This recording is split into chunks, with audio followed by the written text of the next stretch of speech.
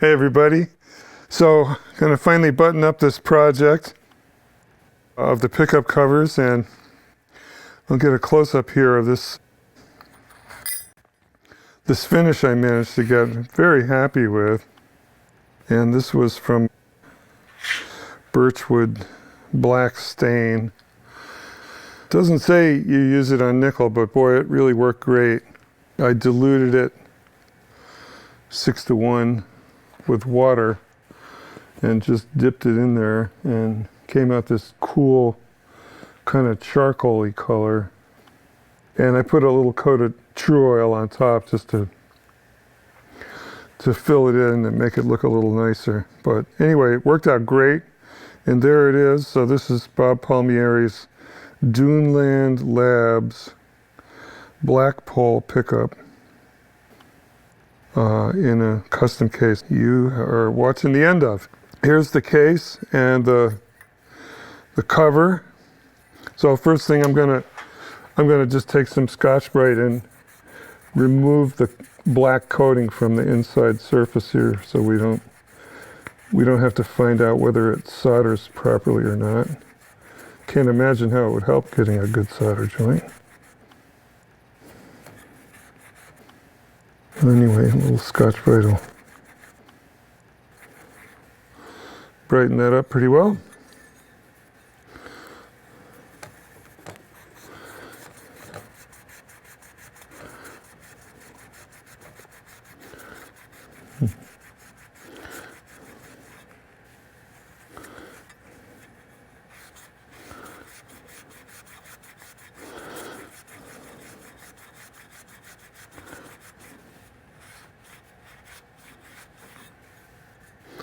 Okay, that looks pretty nice.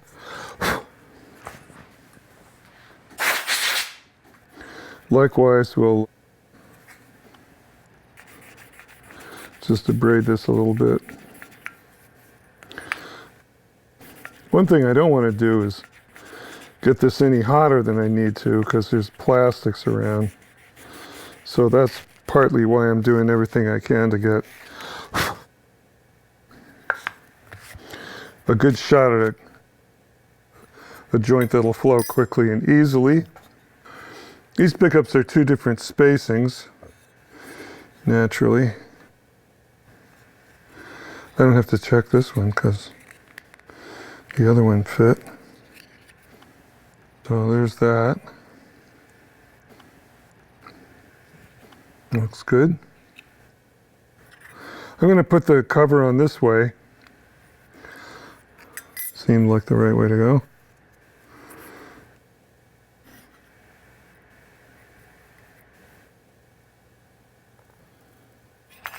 Oh yeah, I was going to tin this whole thing. Or, well, I don't have to tin the whole thing, but tin the part that we're going to use.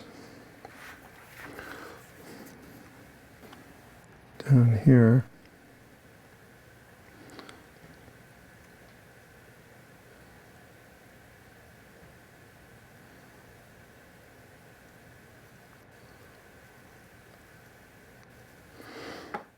So we had a little discussion about this. This is a piece of packing foam that's not very thick. And this is hard to measure, so if we kind of do that, it's sort of 30-ish. But if we do this, it's nothing, essentially. And I guess its job is to try and keep the metals from touching each other.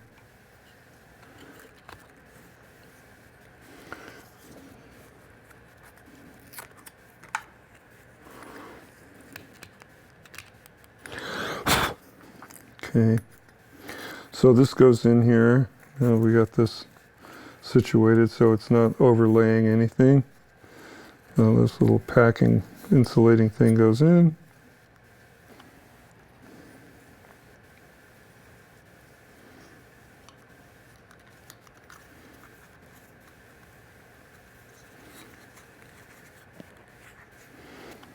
And we'll just put a little pad of solder here for our ground.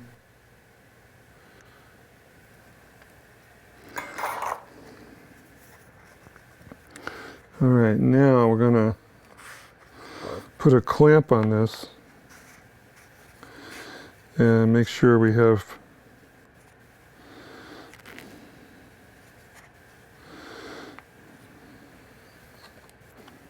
everything nailed down.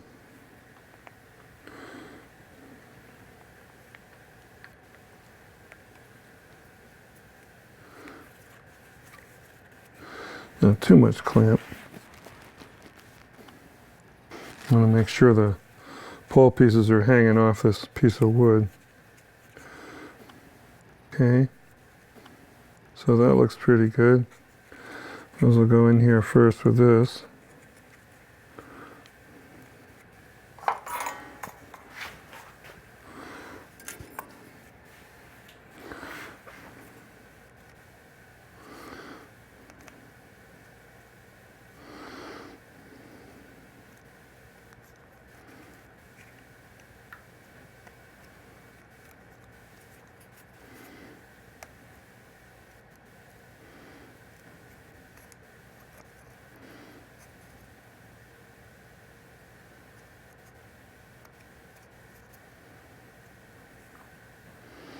Okay, I'm going to use these awesome flush cutting nippers. Come in and do one of these. Nice and neat.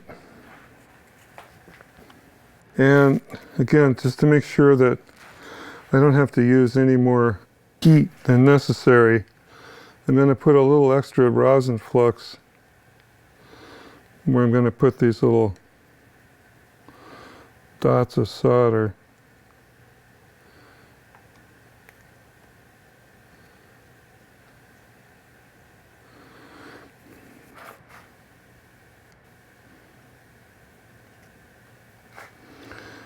And this is going to maybe help me use a little less heat, okay?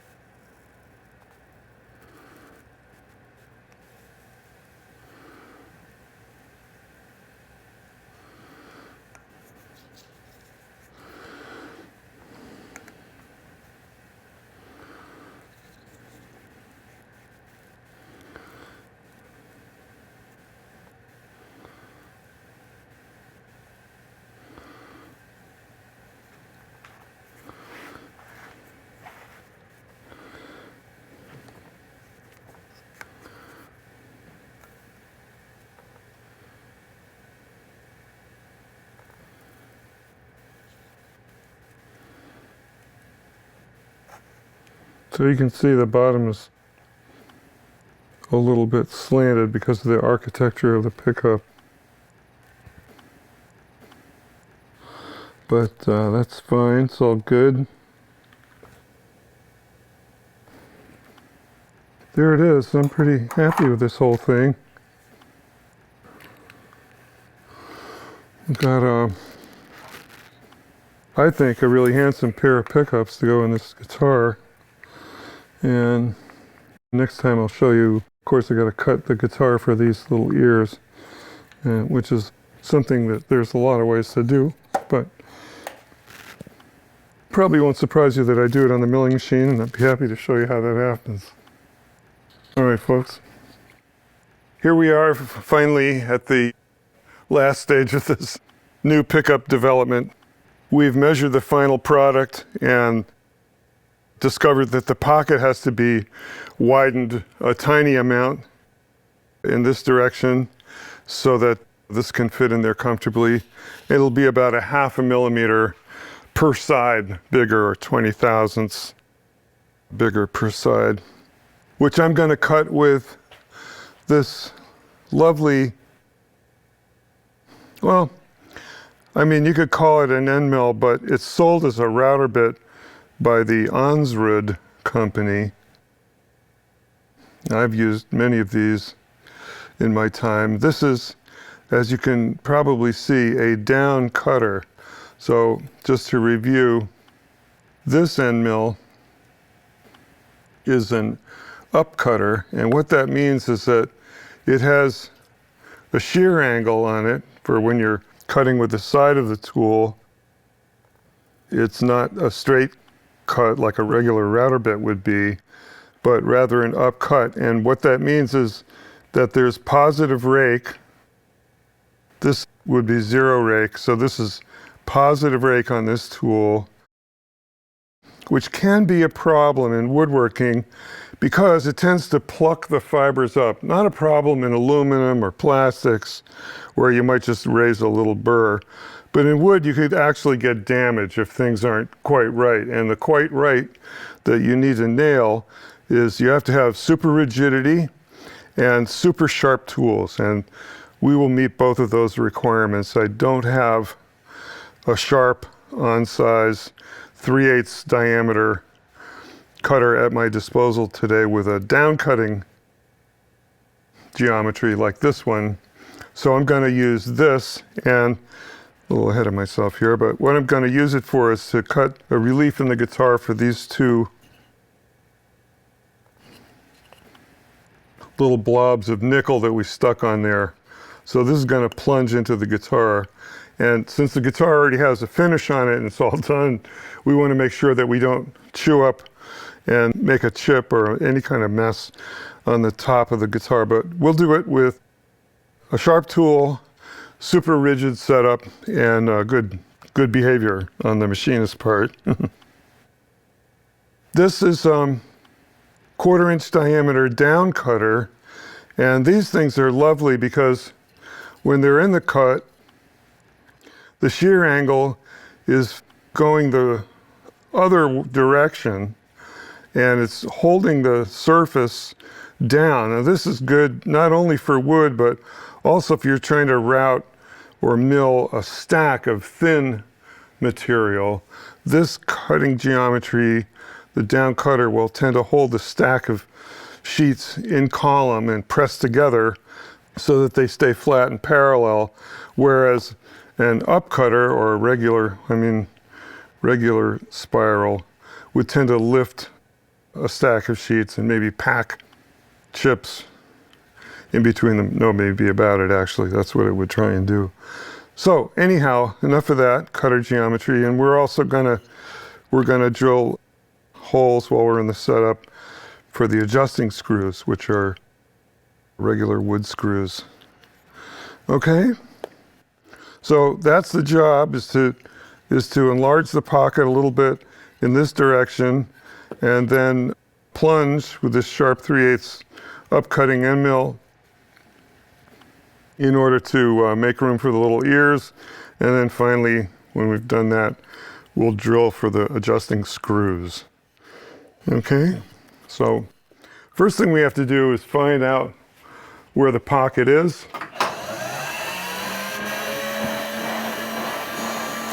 And let me just say quickly about the setup. I mean, nothing can be expected to go well if this isn't quite rigid. So we have this clamped in here, so the center structure of the guitar is very well supported and bolted down with these 3 little bolts here. And if you have a look at the end, you'll see that I carefully shaped a piece of softwood, basswood maybe, to fit the back surface of that block in the guitar, and then present the guitar at the correct 0-degree angle, so that when it's clamped onto this workboard, we have this angle correct. I've done a little bit of work and checking with the digital indicator, angle indicator, zeroing it here, and then ensuring that the guitar is correct in this direction, and also in this direction. It took a little while to do that, but I'm satisfied with how it is. And then I also ran an indicator on this surface to ensure that the travel indicates that the pocket is lined up with the travel of the mill. Okay, so all those things have been done. Now that we have it exactly where we want it, this is clamped in here with leather pads and a great big healthy clamp. So this is a super rigid setup. And as it is, we're only taking a tiny cut on the thing, so we should be okay. Over here is our plan of action, where I've drawn the pickup pocket with the width and the length, and we've played around to figure out what the actual numbers are for 0. So what we'll do is set the whole game to a 0 here by looking at it with this center finder, which I'm just about to demonstrate. We'll find that 0, 0, and then we'll be able to cut around the outline and do the very slight enlargement of the pickup pocket, okay? In order to find that dimension, we're going to touch off at both ends of the pocket.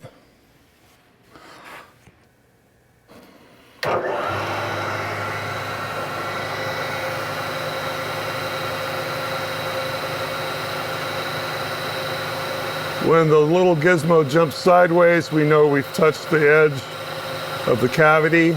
There it is. And so on the readout, we'll call that a 0. And since we care a lot about what we're doing here, we're going to just check that and make sure we did it right.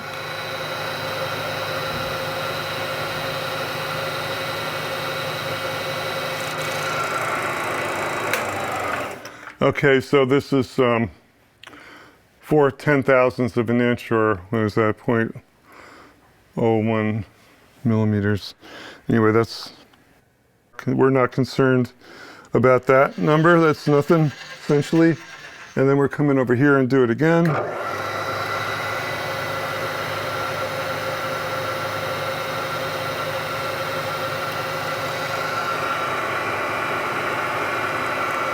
So that's said 1.337.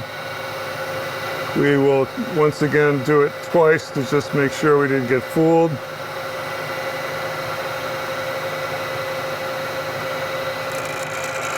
.337, we feel good about that. Now, this has a kind of a nice function. Instead of having to do the math, you just press this half button, and then you press the axis, and it'll divide that number by 2. So now, in the X direction, we're now set for 0 for the center of this pocket. All right, so we're going to do that likewise in the other direction, the Y direction. Same exact thing.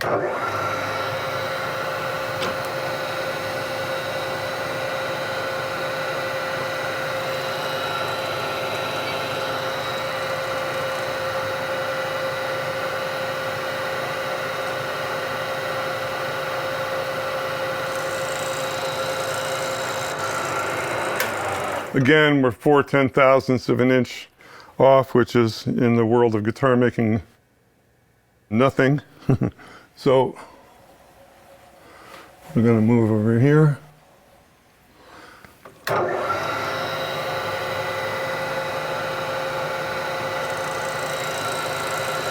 .583.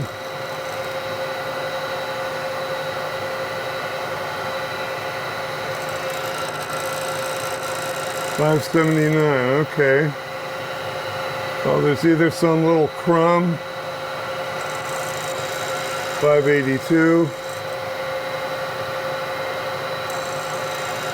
.580. Okay, we're going to take .582 as our number. Again, we'll press the divide by 2 button and tell it what axis. So now we know the center of this pocket to within a thousandth or two, which is what we need to know. And again, that means that these two numbers are going to let us walk around the perimeter with our down cutting end mill, and we're going to get a really nice cut, and we're going to get the size opening that we need for the new pickup, slightly enlarged in the X direction. Okay, so this guitar's already been together. It has some nice foil on the bottom. We're going to just make sure we don't cut the foil. All right, new battery in the Mitutoyo Z readout. So we're going to go down here and move up a little over a millimeter, say 50 thousandths, just to make sure we don't touch this foil. So now we're going to just run around it in the regular cutting direction, which is clockwise, at 3,000 RPM, which is slow for woodworking, but because of the rigidity, we're going to get an awesome cut. So we're going to move here to 1.270.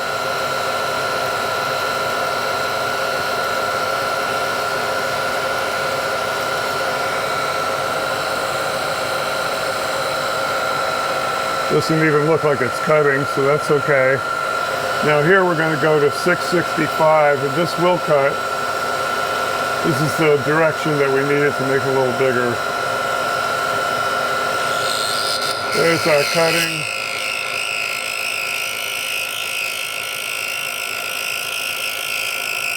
$665.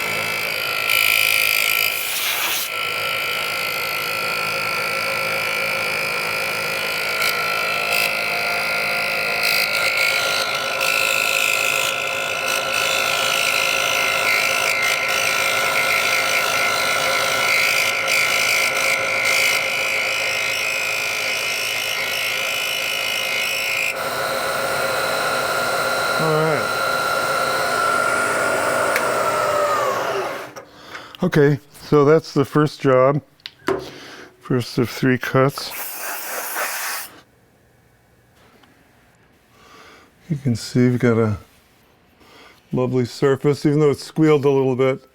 No problem at all. Everything's gorgeous. All right, so take this bad boy out of here. Not even hot, really. Tiniest bit warm. Lovely cutter. Now we're going to go for the 3/8 up cutter.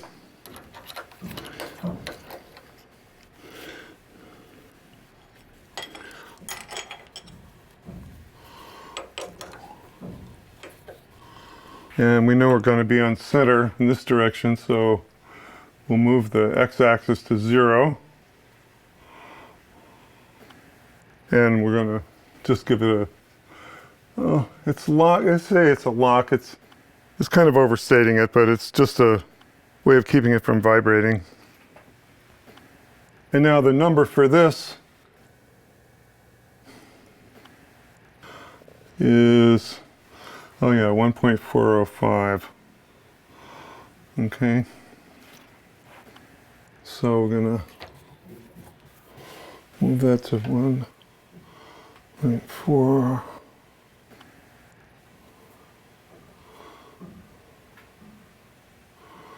Oh, 5. 1.405.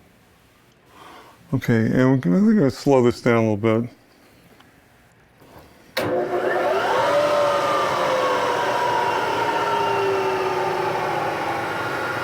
(1500 RPM).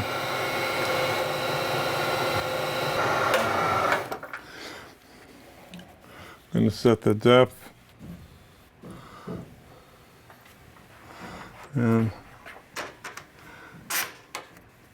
here we could set a stop, since it's going to be a little bit hard to see. And I don't want to nick that foil. So we'll just drop the knee 50 thousandths, just half a turn. Okay. So that'll also be 50 thousandths higher than the floor. Right, back to 1.405. Nice plunge.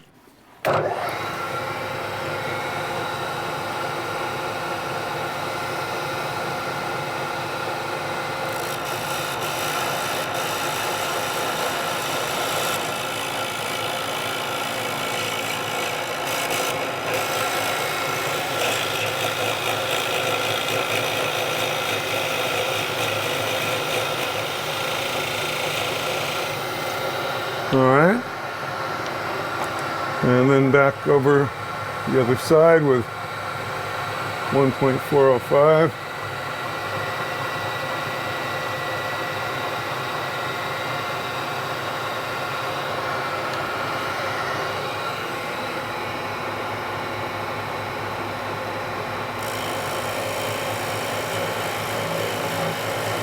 I was cutting through spruce, and then this compressed diamond wood.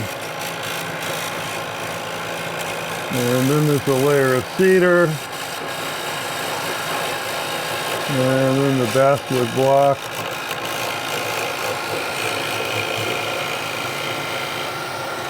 All right.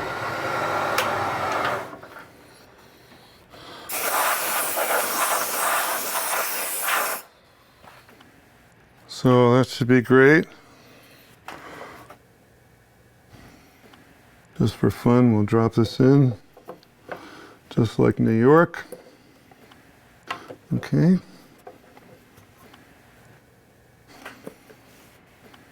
And lastly, the holes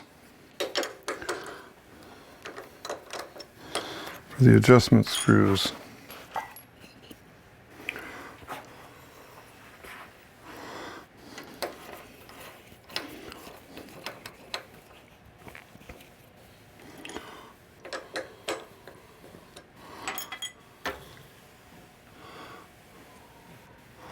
We'll set a 0 here, and it doesn't really matter, but probably, oh, I don't know.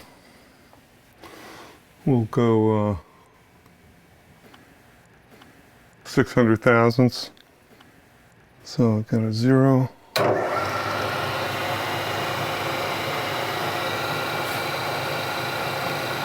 Okay, that's not working.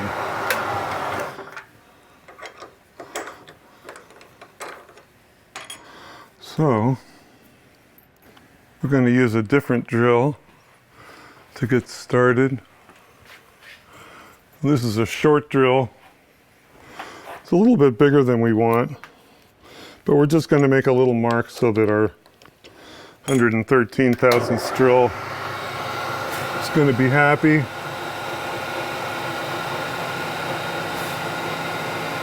And start in the right place. All right, that's plenty.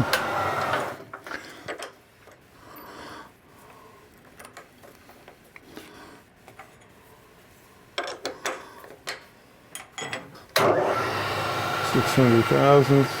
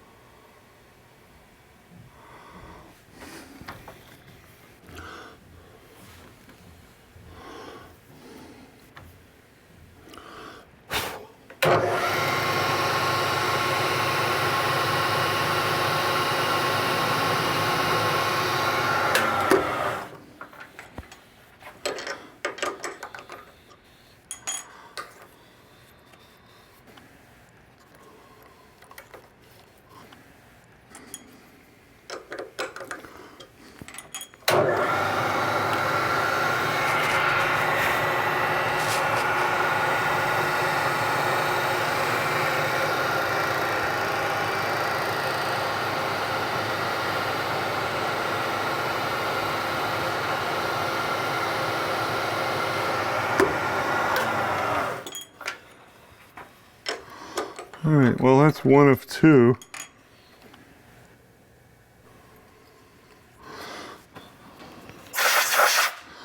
Then I turn around and do the same exact thing on the other pickup pocket. And we'll be in Fat City. All right, so that's about it. I'll give you a quick look when the thing's all tucked together, but it's just an assembly project now. Have a look at the frets, make sure everything's cool. I'll be happy to see this all back together and ready for a new owner. Just a wrap up on this project here with the nickel pickup covers. These are beautiful parts to start out with, but I wanted a different aesthetic. I wanted them to be dark. I want a little surface texture interest, so you can see there that we've got those two things happening, and I really like the way the color came out. It's a dense black, but it's got a softness to it. I like it. Looks great with the black screws and the black poles. So let's see, what can we tell you about this guitar? 30 years ago, when I was working at Parker Guitars, I had access to a lot of guitars that had little production problems, and the worst of which were maybe cracks in the body or something like that. So, but the rest of the guitar would be fine, the neck and headstock and all that stuff.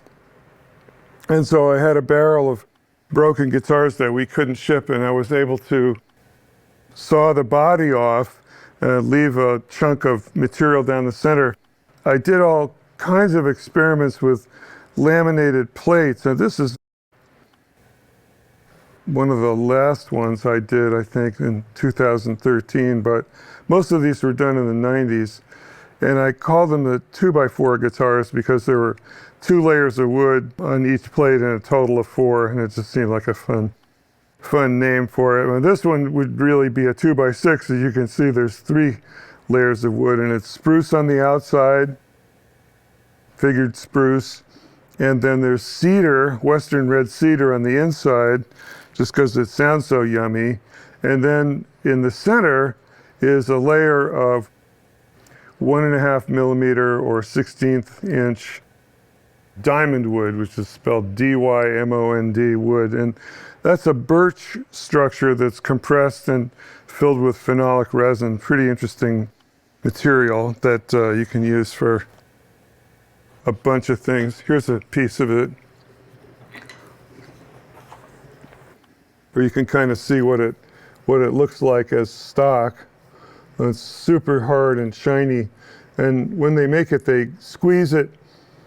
This part would start out twice as thick. Then they infuse it with phenolic resin and squish it with lots of heat and pressure, cure the resin, densify and compact the wood, and it really turns it into a kind of an amazing structure. So I decided to use that as the center lamination of this guitar, and worked out pretty well. For one thing, it's nice to have something solid to attach the electronics to. If you have pots, it's nice to have a substantial piece of material to squish the pots down to, and have them stay put where you set them. So there's a basswood core that goes down. You can see the end of it over here, right by the end of the bridge. The top part is bonded to the basswood core, and then the back is screwed on with, 7 screws. These 3 openings are for adjusting the height of the bridge. And the neck is actually an archtop guitar neck that came out of my regular mold process with an ebony backstrap, etc. I just sawed off the neck pin and bonded it to the basswood core in a shaped joint here. So, awful lot of work for this guitar, but the thing is that